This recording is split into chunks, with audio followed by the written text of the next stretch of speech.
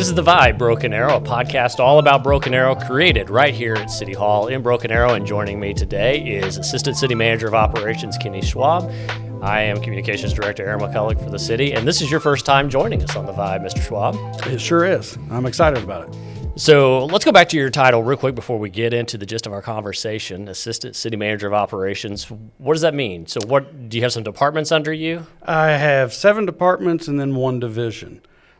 So operations with the city and our government basically is, if you think of the old public works, and then kind of any department that is really outward facing to the public. So for Broken Arrow, that would include streets and stormwater, utilities, which is your water and your sanitary sewer, engineering and construction, parks and recreation is a part of that, community development, solid waste and recycling. Then the one internal department is more the building and fleet maintenance. And then the division that reports to me is emergency management. You have a lot under your purview. Thank goodness I have a lot of really good directors and managers that handle that, and we have a great team. Well, one of those teams, let's talk about utilities, because Absolutely. Recently you presented to the Broken Arrow Municipal Authority about the Grand River Water Supply Study. This has been going on since about 2022, if I remember correctly, and this was to look at a secondary water source for the city. Let's go back in time for a little bit here, and let's talk about the history, because I thought this was really fascinating when the image showed up on the projector screen there. And how we started, our first water supply was Ray Harrell down off of Tucson, 121st Street, behind the 2 schools there. Yes. So 1909, and you and I have had a conversation about this a little while back.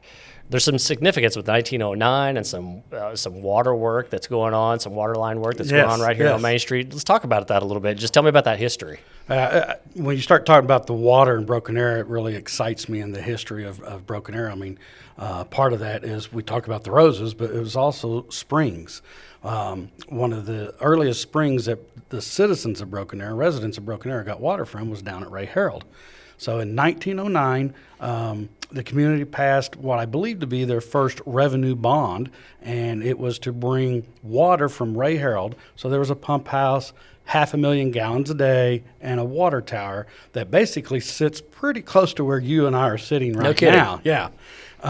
So it was built early 1909 or 1910, and 500,000 gallons a day, and that was the water source for our community all the way up until 1967. What happened in 1967? 1967, we built our first water plant out on the Verdigris River, and it became operational in January of 67. So a few years prior, you go through design, you go into construction. It usually takes a year to 2 to build something of that nature, and it became our first water treatment plant.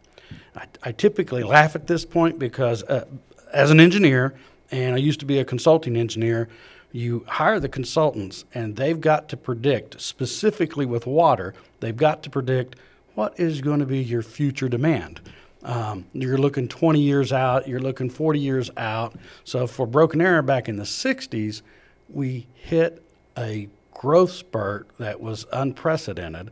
And that poor consulting engineer that tried to estimate how much water we were going to need in 20 years, we got there in about 9 years. We got there pretty quick. So the background on that is the Broken Arrow Expressway opened up in 1965, in May of 65, and you just saw a population explosion in Broken Arrow. 1960, we were roughly about 5,600 people. In 1970, we were 11,787, so we more than doubled. And that continued. In 1980, we were 35,761, I believe. I usually give people from around here kind of an idea. In 1970, we were about the size of Coweta. In 1980, we were the size of Owasso. We grew that fast. So did our water needs. So in 1976, we pretty much outgrew the plant that we had just opened. So we had an expansion.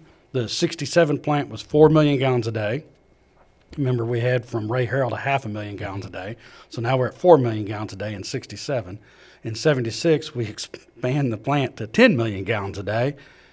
And then in 1982, we go to OOWA, or Oklahoma Ordnance Water Authority, which is really in Mid-America Industrial Park over by Pryor. over there in Mays County. Yes, Over there in Mays County. And then when did we get the Verdigris River Water Treatment Plant? When did that open up? The current one that we have right now? Yes, sir. In April of 2014. And so that's whenever we stopped taking water, I suppose, from OOWA and started pulling directly from the Verdigris River? Absolutely. So in the 70s, Broken Arrow was growing so quickly, and in the 80s it continued, that we actually decided to go get treated water. Now, there's a difference between treated and raw water, and we'll have that discussion here in a little bit. Okay. But treated water was from OOWA, and I'll just use their acronym. It's a 50 million gallon a day plant that was actually constructed due to World War II. Now, I don't know if it was in 1942. I think that was the year that it was actually built. 50 million gallons, and it was an ammunition type of production plant, but they had water. So in 1982, January of 82, Broken Arrow started taking treated water from OOWA, which is about 23 miles away. From 1982 until April of 2014, we took treated water, and we were at capacity, absolute capacity. Well, speaking about capacity, and you talked about growth earlier and talking about the timeline, you have seen some projections that in 2040, our population is supposed to be around 137,000. We're at about 116, 117,000 people right now. So you're talking about 20,000 more people over a course of, let's see if my math is correct, about 17 years, 2023, 2040, 17 years. That was, I suppose, as far as our growth is concerned, the catalyst behind the Grand River Water Supply Study. Talk about this study, what it is, what we're looking at. I know we consulted with another firm, HDR, on this. Correct. So just talk a little bit about this study and how we may be going back to OOWA and Mays County and using them as a partner. So HDR was a consultant that actually got on board with Broken Arrow with our long-range planning committee. That was something that the council set up, I think it was about 2003, and one of the consultants from HDR, one of their employees, really kind of helped out to help step us through some of that. Are we going to continue? Now, this is 2003, we're coming to an end of a contract with OOWA. Are we going to continue to buy water from them? Well, if so, we need another water line. The 36-inch line coming from OOWA can't get us the volume of water that we need in the future. So we're going to have to do a parallel water line. Plus, that water line's after 40 years is not in great shape, so we're going to have to do some repairs. So this is back in 2003. We settled in on a brand new plant. So we built that plant from 2012 to 2014, 20 million gallons a day. When Mr. Spurgeon came in, there was an opportunity in 2015. It wasn't quite operating the way we wanted it, and there was some opportunity to spend a little bit of money, about $6 million, and make some improvements to the plant. It actually expanded our capacity to 30 million gallons a day. So it was a great investment, and our plant can do 30 million gallons a day. We have backup. We're tied to Tulsa in 2 locations now. We have a 24-inch diameter tie to Tulsa, and I think the other one is a 30-inch that's over around Albany and Olive. So we have 2 connections, direct connections with Tulsa, that we can get supplemental water. So we're so much more robust today. But the part of a water professional and city leadership, which includes administration with Mr. Spurgeon and his team, and includes you because we have to get out the information, and includes obviously our authority. Well, that's today. What about 20 years down the road, 40 years down the road? We have to look into the future. Absolutely. What are those needs going to be in the future, and do we have the capacity now to facilitate those needs later? Absolutely. And that's where we are with this study, and we can't in our current solution. Absolutely. So the challenge to our authority and our team, Mr. Spurgeon's team, is to look to the future. Every thriving community in the world, but specifically in the United States, has to have safe drinking water. Priority number 1. And that's what the authority and our administration has done. We've looked to 2060, 2070. Where are we going to get more water? Now, back to what I was talking about. Is it going to be treated water that blends with our treated water, or raw water? So the study that we had, we actually kicked it off probably about a year ago. Hired HDR. They were actually the consultants that designed the plant, so they know this area. We met with Grand River Dam Authority, GRDA. We met with OOWA that we talked about. We met with Tulsa Metropolitan Utility Authority. This wasn't something that we obviously did in the dark. We wanted to work with partners around us. We talked to the Rural Water District that is so big in this area. Actually, I've had a lot of communications with the city of Bixby about potentially tying in. So we want to make sure that we have enough water for the Tulsa metropolitan area. I mean, Tulsa brings the vast majority of the water, but Broken Arrow is the second biggest community here. We've got to be able to take care of our needs in 2040, 2050, 2060, 2070. So we're looking that far out. And the option that just came to the top was, let's use the infrastructure that we've already paid for. Obviously, there's going to be some state of repairs that we're going to have to implement. But can we use that infrastructure and buy raw water from OOWA? And that just jumped right to the top.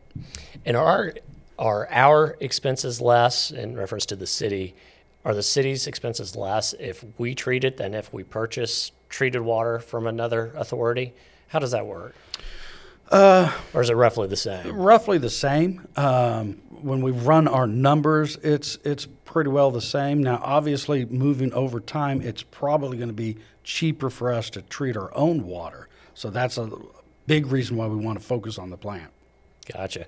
So as far as getting water from OOWA, you mentioned earlier that 21-mile water pipe. What kind of shape is that water pipe in? It hasn't been used in, since 14? We'll still flush water through it just to work our valves and make sure that it's still operational. Oh, you're doing that now? Yeah, we do that about once a year just to make sure, because it's a big infrastructure, 23 miles. We want to make sure that those valves don't freeze up and all of a sudden, okay, well, I can't use it. But we do expect the first 10 and a half miles. So it was built in two segments. So it's actually about 21 miles of pipeline, but it's built in two segments. The first 10 and a half is not as in good condition as the second segment. So there will be some repairs to that, no doubt about it. But I think the biggest advantage that we saw here is about a mile away from where our pump station is over in basically Mid-America, Pryor area. About a mile to the east and south, there's some infrastructure that OOWA owns that they're not really using. They have a storage tank. It's on a hill. And if we can acquire that tank and that hill and then connect our system to it, we can gravity feed, which takes a lot of pressure off the system. So therefore, you wouldn't need a pump system to actually pump it into town. It would just be able to, just through gravity, get here. That's correct. And make its way over to the water treatment plant on the Verdigris River, be treated, and then sent out through our system into the homes and businesses here in Broken Arrow. Absolutely, that's it. That's a huge advantage for us. So the way the old system operated, it was a pump station with 3 pumps, but we could gravity about 10 million gallons a day. Well, ironically, that's the same average as what we're using right now. So when you start talking water, the water professionals, engineers, scientists, and like I said, all the professionals, they look at a couple of things. What is your average daily demand? Ours is about 12.3. We can actually get that from OOWA under gravity conditions. That's incredible. Now, that's today's average, but we've been pretty consistent for quite a while. I'm going to say larger part of about 10 years we've been at that average. You don't anticipate that to continue, though? I do not. But I also don't think it'll just explode on us, because most of our growth is in Wagner County. A lot of that is a rural water district, so which is separate from who we are. Exactly. So that's not Broken Arrow. That is a separate district. They have their own plant. They treat their own water, and their customers are their customers, not ours. So I don't think our growth will continue like it has over the last 40 years, but it will still grow. And we've got some ties with Rural Water Forward. We're trying to work with them as well. So I do see our average day going up, but it's our peak day. Historically, the highest, the maximum day that Broken Arrow's ever had, and don't ask me when because I actually do know it. I was panicked that day. It's 26.9 million gallons a day. And that was peak. That was peak. Okay. That's our maximum. That was under the old pump conditions that we had from OOWA. So we had to pump. It was over that average day. When we pumped, we had 3 pumps. Turn the first pump on, you had 9 million. Turn the second pump on, you had 18 million. Turn the third pump on, you had 27 million. What did I say our max day was? 26.9? We were pumping. Everything coming in was going out. Right up to the rim. Right up to the rim. It's not like that today. And what we can pump over 30 to town now. We can actually pump about 33. So we have got a lot more flexibility, more capacity, and it's not a 999. I can pump a variable. I can go up to 11 with one pump, kick the next pump on. So we're in so much better shape today than we were back at that time. So that average daily use, you mentioned that with that the pipe that we currently have, we could essentially get around 12.5 million gallons a day from the Grand River. Yes. Do you see a time in which that becomes our main source of water for Broken Arrow other than Verdigris River, and Verdigris River becomes the supplement, so to speak? It absolutely could. So that actually brings in kind of the discussion of water quality. So first, at 12.3 million gallons, we can get that through gravity. But if we acquire that hill and the tanks, we can probably produce more through gravity of about 15 million. If we fix the lines, repair the lines that we were talking about, and install a pump station, then we can probably go all the way up to 25 million gallons a day. So we could almost double our average usage. So if we do that, it could be your primary source, with the Verdigris being your secondary source. If that happens, it's probably 20 years out. I mean, that wouldn't be something that we'd go to immediately, but now it gives us a flexibility. Today, we don't have that. Today, all we have is the Verdigris River. If the Verdigris River, upstream is a Port of Catoosa, if there's a spill, there could be an issue. That's why we have what we call the pre-sedimentation basins, the reservoirs. We have 267 million gallons that we store. So that buys us, if you were doing 10 million gallons a day, that buys me 26.7 days of water. Typically, you want to have at least 30 days. So we're right there on that cusp.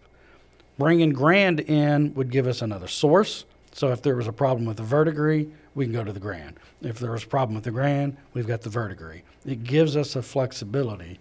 And to be a 250th largest city in the United States, we need that flexibility, that resiliency, that redundancy. We need to protect our source waters, and that's what we're talking about.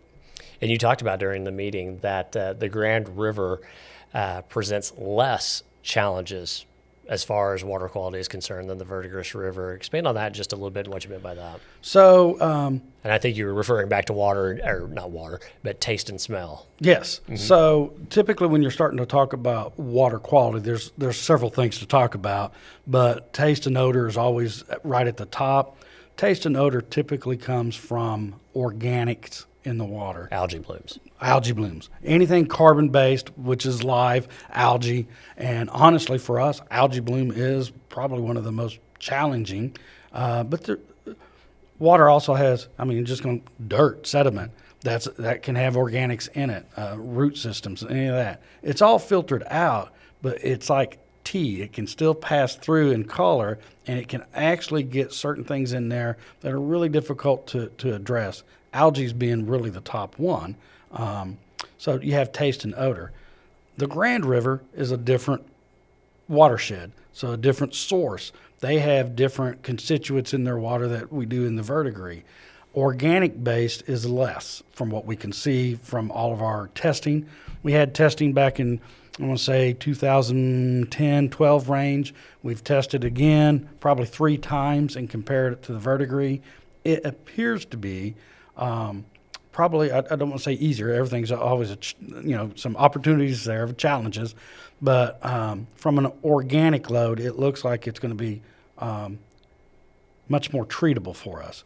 Now, the pH is a little different, so that brings something else. But it gives us flexibility. So when we talk about treatability, maybe less chemicals in the water. So that it's very positive, very positive. That's great news. The authority gave the green light, in essence, for the city staff to start looking at the process.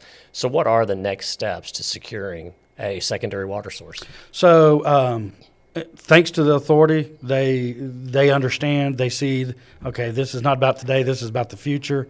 So the first step is to get with OOWA.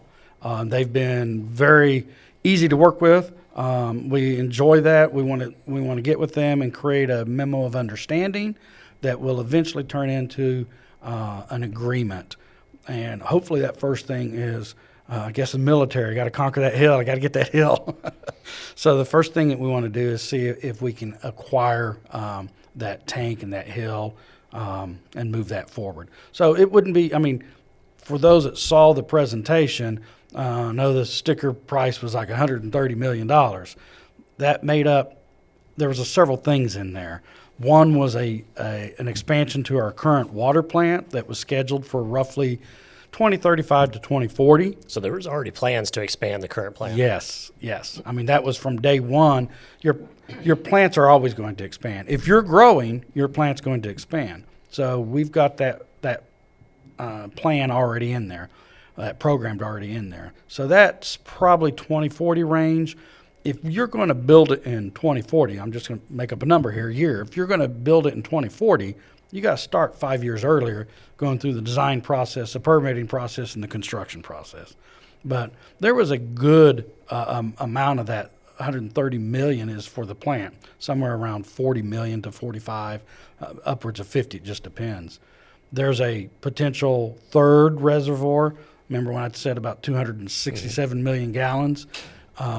We would want another reservoir in the future. And I think that ranged anywhere from 12 to 15 million. So out of that 30 million, I'm already got 62 million tied up in elements that Broken Arrow is going to take on, whether we went to OOWA or not, in the future, 2040 range. What we look at is, can we acquire the hill? Can we put in the infrastructure? And can we repair some of that first segment of line, that 10.5 miles? That would probably be on the order, and I'm roughly 30 million, 25 to 30 million is kind of what we're thinking in that range, with some contingencies. Put another 5 million for contingencies or something of that nature. Can we parallel the line, or do we need to replace the line? None of that has been decided. The next steps is, if I can get an agreement with OOWA, then we can move into what would be our first steps.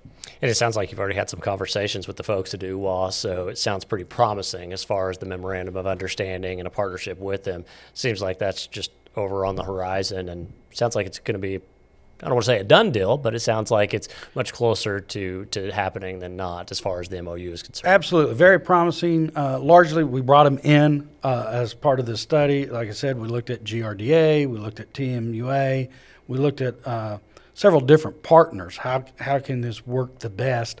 We felt that OOWA and raw water was the most promising. At our special meeting that we had, they were actually here in the audience. We invited a bunch of people to be a part of that, and they were here to hear the presentation as well. I think they were a good partner, and I think they'll continue to be a good partner.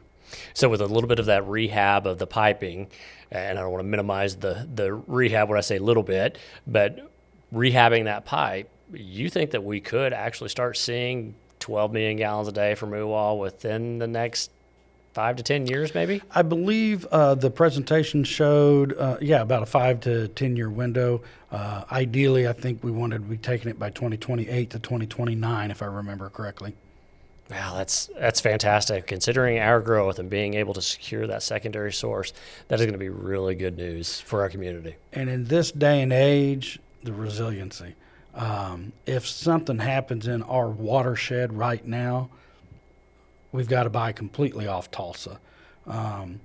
Tulsa gets water out of a couple of different watersheds. So if something happens in our watershed, one of the areas they get water is basically the same watershed. So that source may go down. A drought. The historical drought of record in in Oklahoma was somewhere around 54 to 56. You would think it was a dust bowl, but it was actually in 54 and 56 where for a couple of years, these watersheds were almost drying up. No kidding, Yeah, really? yeah. So we when we went through our study, it shows that.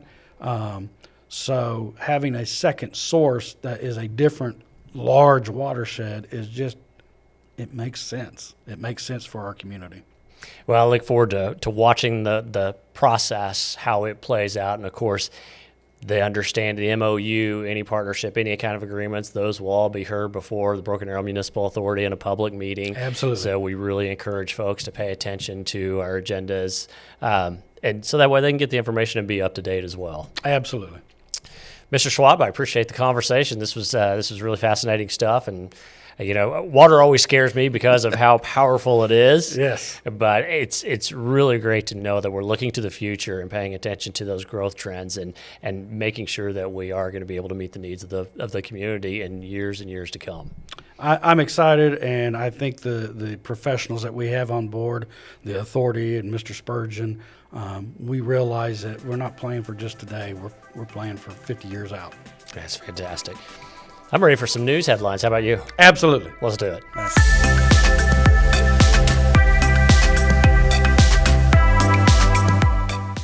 Hey everyone, I'm Jordan Kuckler, And I'm Lisa Jones. and this is the news section of the podcast where we talk about a few things going on around the city. And Lisa, what do you got for me today? All kinds of things. First, let's start with the 2 people from Broken Arrow were selected for the leadership class for Oklahoma Municipal League, and that's Vice Mayor Christy Gillespie and Community Relations Manager Lori Hill. And it's a really prestigious organization where they provide information, training, and resources for local government leaders, and they were selected.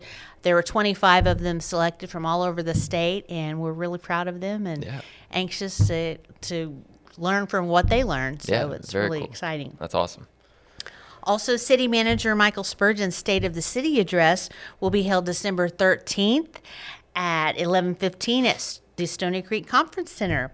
Tickets are available through the Broken Arrow Chamber or watch it live on the BA Chamber Facebook page. Yeah, we're super excited. I know this is kind of a year-long thing where we prepare and get ready for it, and it's always a big event, and we're looking forward to it as well. That way, because when that event's over, we kind of just coast through until the new year, so it's kind of nice. So, And he always does a great job letting everyone know of all the things that we've accomplished and the city as a whole, and bringing all of the chamber and all of the businesses together and let them know, what's going on in Broken Arrow. It's an incredible opportunity. yeah, absolutely. And then we recently kicked off Christmas in Broken Arrow, which is a huge thing. We do the lighting of the tree and then all the lights on Main Street, and it's just an incredible sight to see. I was finally able to make it this year, and I brought the babies, which was nice. But it was crazy. There were so many people, and it kind of just is a testament to our city of what we're doing, and events like that. People want to come out and celebrate and just gather with the community and just kick things off like that. It was an incredible sight to see. And It was the full length of the Rose District. yeah, it was crazy. And there was a lot more things going on this year compared to the past few years, which is nice. All along, any direction, anywhere, there was something going on, which was really cool. And even the businesses, they all participated. They had lights on their buildings and stuff. So it was just an incredible thing to be at. And there's a lot of things coming up in the Rose District and New Orleans Square that kind of tie in with that. Santa's coming. I think he's on the Tuesdays at the market, farmers market, and then there's a couple Saturdays that he'll be there as well. So He'll be there every Tuesday until Christmas. okay, perfect. So that's a great opportunity. If you missed out at the holiday lights thing, you could bring the kids out to see Santa on those days, and I believe those are on our community calendar on the website as well. Yes. So yeah, like I said, there's so many things going on this holiday season in the Rose District in New Orleans Square, and to kind of tie into that, we kicked off the holiday lights map, which has kind of been a big thing the past couple years, where people can go on and see all the light displays that are in our community, that are submitted by our community. And as of now, we already have 12 on there, and it's not even Thanksgiving yet. Isn't that amazing? And so it's pretty cool. So if you're already in that Christmas spirit and you want to get out, you can go on that site. The website is brokenarrowok.gov/holiday lights. And you can go on there, see a couple displays. You can plan out your route. and just kind of have your own guided tour, which is really cool. And it's also really easy to enter your address and put it on there. Yeah, exactly. Yeah, for sure. So if you want to submit your lights, we'll take a look at it and we'll approve it and get you on the map and get you added to the list. So is there anything else you want to talk about? Well, I just want to invite everybody to come out to the winter market. It's every Tuesday from 4 to 8 p.m. As you said, Santa Claus will be there every day from 5:30 to 7:30. And there's over 25 different vendors there. They have breads, wines, cookies, breads, craft items, and so much more that, I can't even mention everything that they have.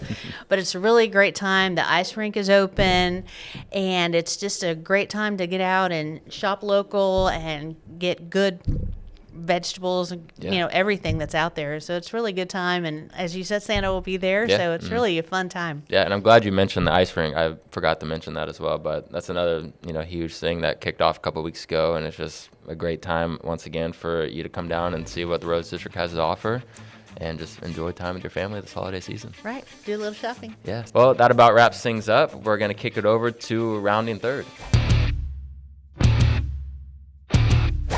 All right, roads are always a hot topic on everybody's mind because we drive on them every day. Everybody's impacted by them, whether you drive or you bike or you walk. I mean, everybody's impacted by them.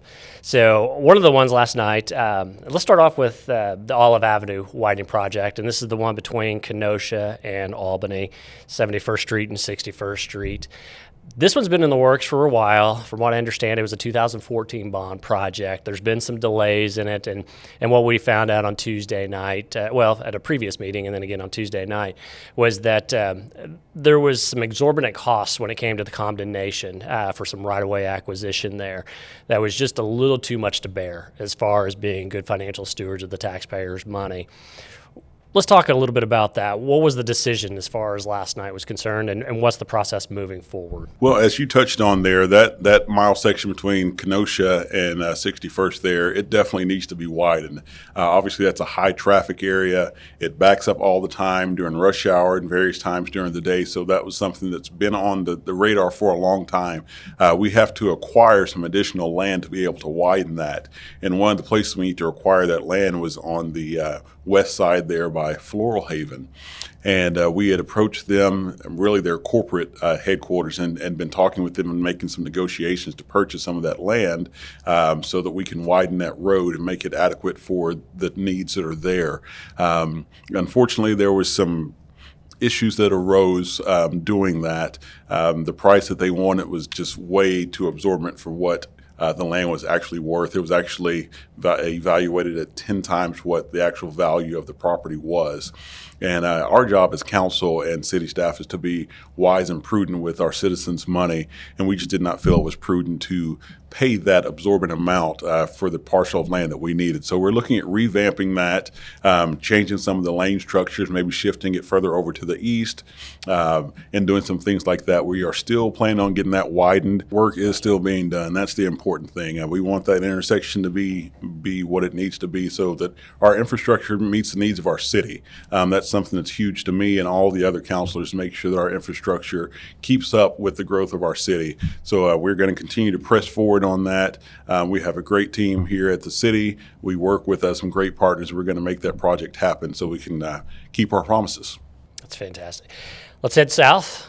How much time do you spend out at Indian Springs Soccer Sports Complex? I spend quite a bit of time out at Indian Springs Sports Complex. It's near and dear to my heart. Both of my boys play soccer out there. And so you spent quite a bit of time then in the congested traffic lanes when you're trying to leave the complex, then, haven't you? Yes, I do. Well, this is one of those projects that was identified in the 2018 bond to widen Aspen Avenue from Tucson to Shreveport. Shreveport, of course, is that street that's just right inside the complex there. Mile-and-a-half project. Last night, I thought this was a really well thought out plan to move forward here. Is that we're breaking that up into three different sets. We're breaking it up from Aspen Avenue, on Aspen Avenue from Tucson to Jasper, then the intersection there at Jasper and Aspen, and then from Jasper to Shreveport. And the reason being is because our city staff worked really diligently to get some federal dollars. Let's talk just a little bit about this and why it's important to be able to separate this out. Sure, sure. It is really important, as you said, that we get this project completed because we have hundreds, if not thousands, of vehicles and people who are traveling to and from in that area. And if we can get this project taken care of, it's going to make it a lot easier on those traveling to and from Indian Springs, but not only them, the people who live around the areas, because it's a hard impact on them as well if they can't get in and out of their neighborhoods, to and from their homes, going to the store or wherever they may be going. It makes it difficult. So as you said, the city has worked really hard and secured some federal funds that's going to help us with this project. When you secure federal funds, it also means there are federal guidelines that come along with this. So our team has worked really diligently and put together a plan, like you said, to do this in phases and sections. So it help us keep within those federal guidelines and help us move the project along so that it gets completed in a timely fashion. And those federal funds are going to be earmarked specifically for that Jasper and Aspen intersection there. So that way, while the federal requirements for that money are ongoing, we can continue looking ahead and working on other aspects of it. And it sounds like from last night, we're going to be looking at that north section there on Aspen between Tucson and Jasper. Yes, sir. We're going to try to get that taken care of and get that widened so we can get that traffic flowing appropriately. It'll be nice when it happens. That's for sure. It most definitely will. It's going to save a lot of people a lot of time. Joining me this afternoon is Assistant City Manager Kenneth Schwab. Mr. Schwab, it was a quick meeting on Tuesday night. Lots of consent agenda items, but not much as far as general counsel business or presentations and that sort of thing. So there were a few items in there on the consent that I thought we should go ahead and just bring out. What do you think? Absolutely. I think that's a good idea. So the first thing, and this falls right under your purview, is operations, is a couple of things with parks and some improvements. Central Park and Neen Heights. Touch on those just a little bit and what they are. Well, in Central Park, we have a trail in there, and we wanted to spend some money to maintain it. Anytime you have infrastructure, you've always got to maintain the infrastructure and keep it in good working order.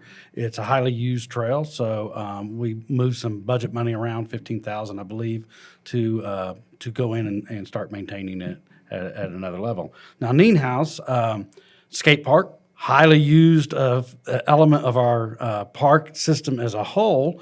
And we've got some lights out there. We actually want to install 4 new lights so we can get some more extended use of it. Oh, that's fantastic. Improve some little safety improvements there. Absolutely. Maybe draw in some more visitors, that sort of thing. The other thing was I noticed there was an agreement with ODOT for some design on an intersection over at Omaha and Aspen. What exactly does that entail?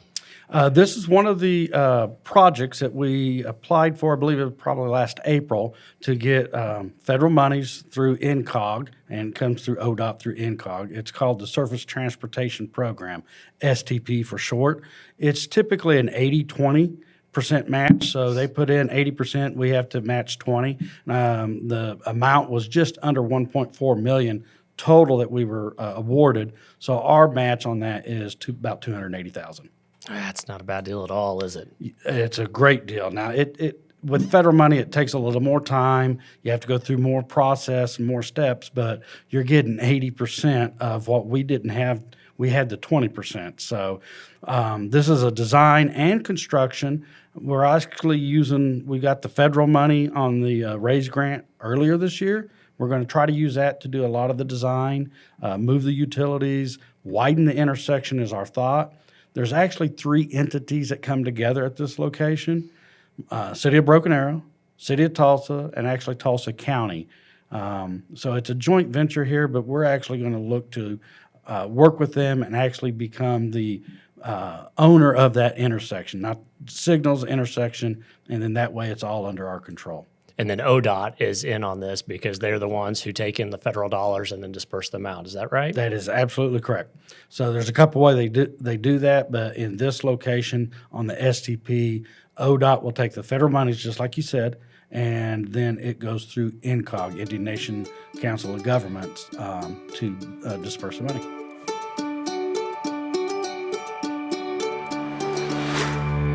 Hi, welcome back to Be a Good Neighbor. I'm Aubrey Cease. And I'm Mike Godfrey, and Be a Good Neighbor is a segment where we highlight people in Broken Arrow being a good neighbor. Aubrey, what do you have for us today? I actually have a really cool story about 2 specific individuals in Broken Arrow who are going to be recognized in City Council. And they are being recognized by the police department for their efforts of support for the police department. Now, one of these individuals, they call him BAPD Aquaman. His name's Billy Holmes. He's a retired or previous Walmart employee who has donated at least 10 pallets on average every year for the Broken Arrow Police Department. And this year so far, he's even donated 9. But just something to do out of the goodness of his heart. He's always paid for it out of his own pocket. And it started a couple years ago. And so now they call him Aquaman. What a great name to be associated with Aquaman, that you're giving back to those that serve the city. And, just you wouldn't think of it like a bottle of water could make an impact. But I can tell you that those who serve our city definitely appreciate the fact that they have a bottle of water or two when they go out in the field. Definitely. And there's another Walmart connection for an individual named Frankie Catlett. He currently is a Walmart store manager for the Walmart on Hillside Drive. Okay. And Walmart has a ton of programs for giving grants and working with organizations in the community. And he really pioneered getting Broken Arrow Police Department as one of those organizations, sponsored and supported by this Walmart. So one event that he helps support is the Cops and Kids Christmas shopping event that the police do every year at Walmart. Then another one was providing $1,500 to support Cowboys, Cops, and Kids Exceptional Rodeo, and that's for children with special needs. They do that every year. And then Catlett also donated this year 2,000 hot dogs and buns for the Safety Spooktacular, which I believe Mike helped cook. Yes. Well, I didn't help cook, but I helped wrap with my son. We actually wrapped about 1,000 of those hot dogs with some other volunteers. But yeah, it was amazing just to have that. So I didn't know that's where that came from. Yeah. So you got to see kind of like the summation of how many hot dogs that was and how many people that got to feed that night. And that all came from the efforts of Frankie. And I just want to mention another random act of kindness that he does is for victims of fire or theft in Broken Arrow. He makes sure some of those items get replaced through his store. So he helps out with those efforts as well. So just 2 great examples of easy ways to be a good neighbor. Oh, absolutely. It's kind of like the unseen heroes of our community. Yeah. And that's what this segment is about. And what I wanted to share as we enter in this holiday season, I think there's many opportunities for everyone to participate, to be a good neighbor. Definitely. One of those ways is, volunteering and then helping out where you can. And like you said, I had my son and we actually volunteered at the Safety Spooktacular, which for my son, it was amazing. It was kind of chilly that night, but we were, in like a little tent with a bunch of other volunteers, and we were just wrapping hot dogs. And, they had a little assembly line going, and it was a really great experience, along with, I think, the Civitans. We were helping them out with passing out these hot dogs. And the Civitans is an organization. There's Broken Arrow Neighbors. There is the Blue Star Mothers, even lots of different organizations within our military center here in the Rose District. There's just so many places where you can volunteer. So we would like to encourage everyone, as you think about, this holiday season coming up, look for opportunities to be a good neighbor in your own hometown. Absolutely. I love that. And if anyone has more stories they want to share about being a good neighbor, just hit us up on our social media or website. The Vibe Broken Arrow is produced by the City of Broken Arrow. Thank you for listening. Don't forget to subscribe to hear more about Broken Arrow, the city where opportunity lives.